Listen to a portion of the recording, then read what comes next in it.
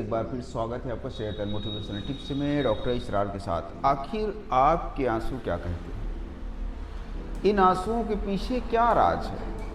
आखिर कौन सा ऐसा दर्द है जो ये आंसू आपको न छुपाने देते हैं न आपको जाहिर होने देते हैं? कुछ तो इन आंसुओं का राज आप खुद हैं और कुछ इन आंसुओं का राज आपके अपने भी हैं और पराये भी हैं। तो लेकिन सबसे बड़ी बात यहाँ पर आकर के ये कहती है कि क्या इन आंसुओं को कैसे रोका जा सकता है, इन आंसुओं को कैसे रोका जा सकता है। तो मैं एक चीज़ बताने जा रहा हूँ आपको, एक फार्मूला बताने जा रहा हूँ, या यूँ कह लीजिए कि एक मैसेज देना चाहता हूँ आपको। इन आंसुओं को बहने मत दें।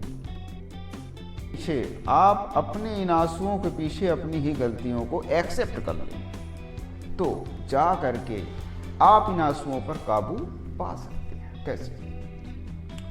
आपको लगता था कि आप वहां पर जा सकते थे, आपको लगता था कि आप इस चीज को ले सकते थे, आपको लगता था कि आप वहां पर वो चीज हासिल कर सकते थे, लेकिन आप हासिल नहीं कर पाए। फिर आपने उसका ठीकरा दूसरे के सर पर फोड़ दिया कि ऐसा अगर होता तो ऐसा हो जाता। लेकिन नहीं, अगर आप आज भी ठान लें कि वो न सही, उसकी जगह वो न सही, उस चीज़ में अगर मुझे कामयाबी नहीं मिली तो कोई बात नहीं, मैं उसकी जगह पे दूसरी चीज़ करूँगा, दूसरी जगह पे सक्सेस हासिल करूँगा। और ये भी बात है कि मान लीजिए कि आप कहीं जा रहे हैं और आपको एक गाड़ी मिस हो गई तो आप दूसरी गाड़ी ले करके वहाँ पहुँच सकते हैं। ऐसे ही किसी एक टारगेट में, एक गोल्स में अगर आप नाकाम होते हैं तो आप दूसरे गोल्स को बना सकते हैं। ऐसा नहीं है कि आप एक गोल में फेल हो गए तो आप सारे गोल्स में फेल हो जाएंगे।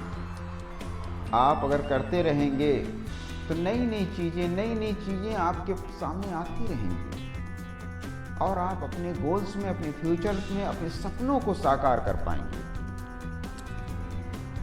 आज तक आप रोए हैं अगर, तो उसके पीछे आप खुद थे। आप इस चीज़ को एक्सेप्ट कर लें कि आज के बाद मुझे नहीं रोना है, कम से कम गोल्स के लिए नहीं रोना है, अपने सपनों के लिए तो रोना ही नहीं, अपने सपनों को पूरा करना है। जान लीजिए, किसी की बातों को नहीं सुनना है, सिर्फ अपने दिल और अपने दिमाग की बातों को करना है। अगर आपने एक्सेप्ट कर लिया कि आपको अपने दिल और दिमाग की बात को सुन करके अपने आप से एक एनर्जी उत्पन्न करना है अपने अंदर और अपने सपनों को साकार करना है दोबारा से। एक बार हारने के बाद जब इंसान दोबारा खड़ा होता है तो उसके अंदर और एनर्जी रहती है। बार बार हारने के बाद बार बार खड़े होना चाहिए, बार बार लड़ने की कोशिश करना चाहिए। यही जिंदगी का असूल है।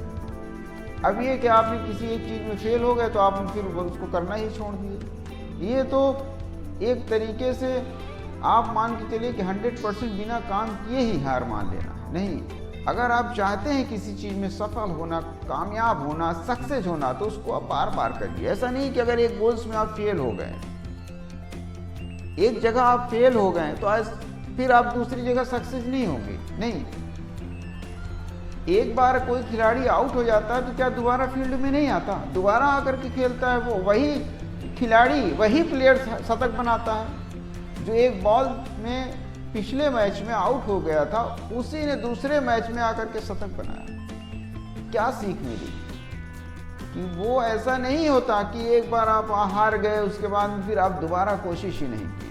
कोशिश करते रहने आपका फर्ज है। अगर आप कोशिश करते रहेंगे ना, बार बार ट्राई करते रहेंगे, सफलता झक मार के आपके पास आएगी। सबसे बड़ा फार्मूला, कोशिश करते रहें, सफलता पीछे आती रहेगी। जिस दिन कोशिश करना छोड़ देंगे, दोबारा आना छोड़ देंगे मैदान में, जब आप आ ही नहीं रहे हैं फील्ड में, तो आप हार या जीत कहाँ आई? तो दोनों खत्म हो गई ना, जीत है ना हार है आपके पास। आप बेकार हो गए, जीरो हो गए। हार जाना या जीत जाना ये आपके लिए माने न रखे। आपको ये सोचना चाहिए कि बस हम उस चीज में आएंगे।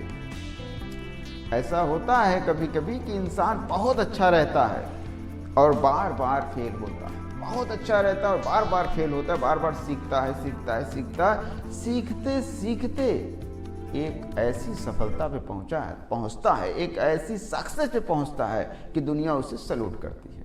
आज इतना ही। देखने और सुनने वालों को बहुत बहुत धन्यवाद।